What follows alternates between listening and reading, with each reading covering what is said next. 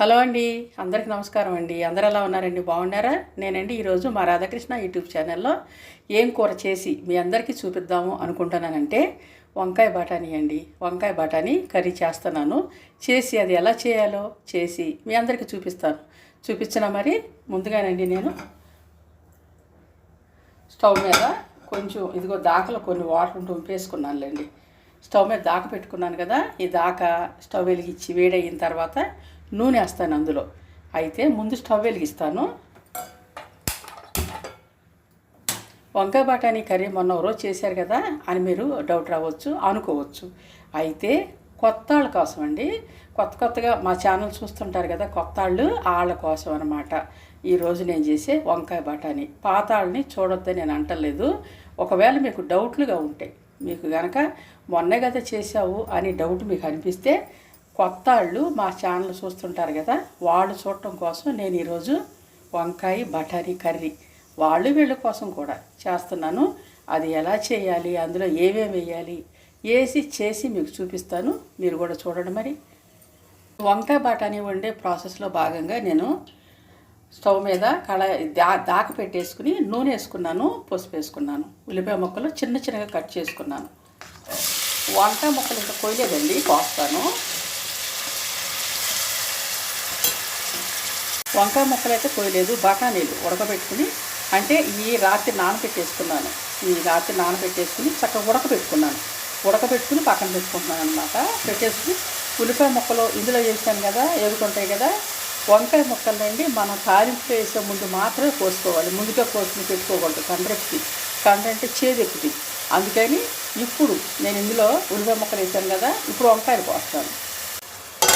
ఈ మూత ఇలా పెట్టి ఈ మగ్గుతూ ఉంటాయి వంకాయ ముక్కలు.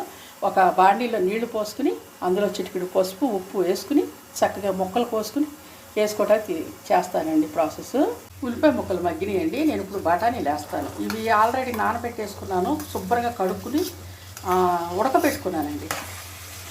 ఉడకబెట్టుకుంటే మనకి మంచి రుచి వస్తుంది అనమాట. అందుకని చక్కగా ఉడకబెట్టుకున్నాను. ఇప్పుడు వంకాయలు కట్ చేసి ఇందులో వేసుకుందాము. పొడి మసాలా కూడా చల్లాలండి, ఇందులో జల్లుదాం.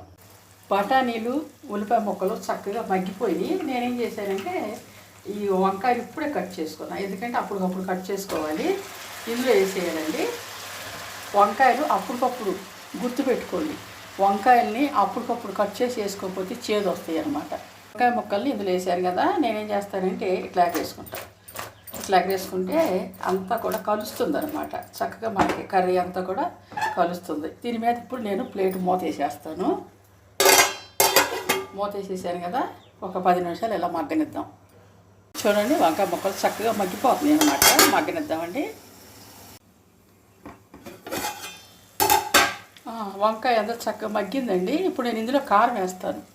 కారం వేసి తిప్పేసుకుంటున్నాను కదా. ఇప్పుడు ఏం చేస్తానంటే పొడి మసాలా కూడా కొద్దిగా జల్లేస్తానండి. మీ దగ్గర కొత్తిమీర ఉంటే వేసుకోండి, లేదంటే లేదు, పర్వాలేదులేండి.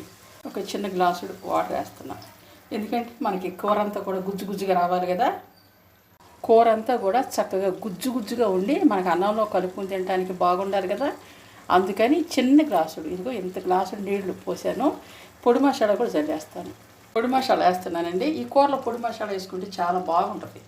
మొన్న నేను తగ్గించేసాను, ఎందుకంటే అప్పుడు నాకు జ్వరంలో ఉన్నాను. నేను తగ్గించేసుకున్నాను. అంటే ఇవ్వడో ఎంత వేసేస్తున్నానని కాదు, మనకు తగు మాత్రంలో వేసుకోవాలి. మనకి ఎంత కావాలో అంత వేసుకోవాలి. పొడి మసాలా అంటే ఏమి లేదండి, ధనియాలు, చెక్క, లవంగా, ఎల్లిపాయ ఇవి చక్కగా వేయించుకుని ధనియాలు వేయించుకుని పొడి మసాలా కొట్టుకుని పక్కన పెట్టుకోవాలన్నమాట. అయితే ఈ వంకాయ బఠానీ కర్రీలో పొడి మసాలా ఎత్తి చాలా టేస్ట్గా ఉంటుంది. ట్రై చేయండి ఒకసారి. చూసారా, నూనె అంతా కూడా చక్కగా పైకి వచ్చేసింది. వంకాయ బఠానీ కర్రీ రెడీ అయిపోయిందండి. రాధాకృష్ణ యూట్యూబ్ ఛానల్లో నేను ఈరోజు వంకాయ బఠానీ కర్రీ చేశానండి. అయితే కూర మాత్రం చక్కగా ఉడికిపోయింది, రెడీ అయిపోయింది. ఇంకా మనం స్టవ్ కట్టేసుకోవచ్చు, కూర దింపేసుకోవచ్చు. ఈరోజు ఈ వీడియో ఇంతటితో ఆపేస్తానండి. రేపు మళ్ళీ ఇంకొక వీడియో కూర, పచ్చడో, లేదా చికెనో, మటనో ఏదో ఒకటి కూర వండి మీ అందరికీ చూపించడం కోసం మీ ముందుకు నేను మళ్ళీ వస్తానండి. అయితే అప్పటి వరకు రేపు మళ్ళీ ఇంకో కర్రీ చేసుకుని మీ ముందుకు వచ్చే వరకు మా రాధాకృష్ణ యూట్యూబ్ ఛానల్లో నేను చేసిన ఈ కర్రీని మీరు చూసి చక్కగా మీకు నచ్చినట్లయితే చూడండి, కూర అంతా కూడా చక్కగా ఎగిరిపోయింది. మీకు నచ్చినట్లయితే మా రాధాకృష్ణ యూట్యూబ్ ఛానల్ని లైక్ చేయండి, షేర్ చేయండి, సబ్స్క్రైబ్ చేసుకోండి. రేపు మళ్ళీ ఇంకో కర్రీతో మేము ముందుకు వస్తానండి. అప్పటి వరకు కొంచెం ఒంట్లో బాగాలేదు కదా, నీరసంగా ఉంది అంతే. అప్పటి వరకు బాయ్ అండి, బాయ్. చూడండి చక్కగా ఇదంతా కర్రీ ఉడికిపోయింది. ఇదిగోండి, ఈరోజు శనివారం కదా, కొంచెం వంటలు అడావుడి అయిపోతున్నాయి. ఒంట్లో కూడా బాగోలేదు, నీరసం. ఇంకో విషయం ఏంటంటే కొంచెం బయట కూడా మబ్బుగా ఉంది కదా, ఆ పనులు ఈ పనులు.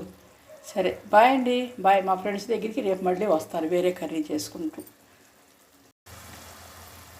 చూడండి నూనె అంతా చక్కగా పైకి వచ్చేసింది. ఇట్లా తిప్పితే అంతా కలుస్తుంది అనమాట. కర్రీ అంతా కూడా మనం గెరిటితో ఎంత తిప్పినా అది ఎక్కడ ఉండదు అక్కడే ఉంటుంది. చక్కగా మనం దాకతో ఇలా తిప్పుకున్నాం అనుకోండి, బాగా కలుస్తుంది అనమాట. బాయ్ అండి.